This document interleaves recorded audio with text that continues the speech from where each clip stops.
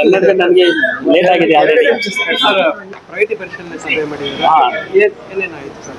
ಇದು ಮಂಗಳೂರು ಸಿಟಿನಲ್ಲಿ ಕಾನೂನು ಸುವ್ಯವಸ್ಥೆ ಪರಿಸ್ಥಿತಿ ಬಹಳ ಚೆನ್ನಾಗಿದೆ ಅಷ್ಟು ಒಳ್ಳೆಯದಿಂದ.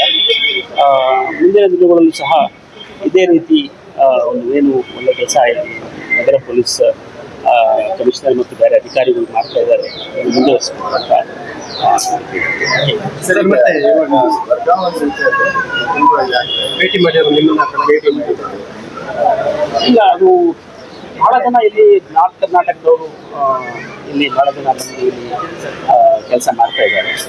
ಅವ್ರಿಗೆ ನಾವು 10 ವರ್ಷ ಆದಮೇಲೆ ಒನ್ ಟೈಮ್ ನಾವು 1 ಯೂನಿಟ್ ಇನ್ನೊಂದು ಯೂನಿಟ್ಗೆ ಟ್ರಾನ್ಸ್ಫರ್ ಮಾಡೋದಕ್ಕೆ ಅವಕಾಶ ಮಾಡಿಕೊಡ್ತೀವಿ.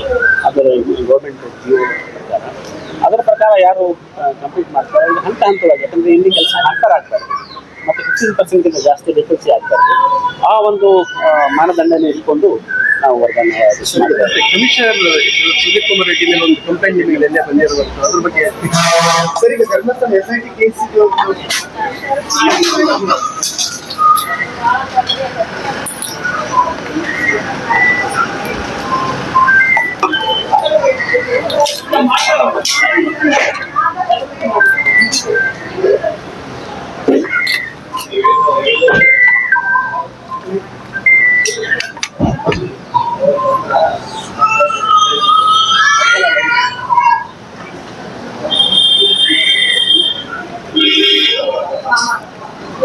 Yes, sir.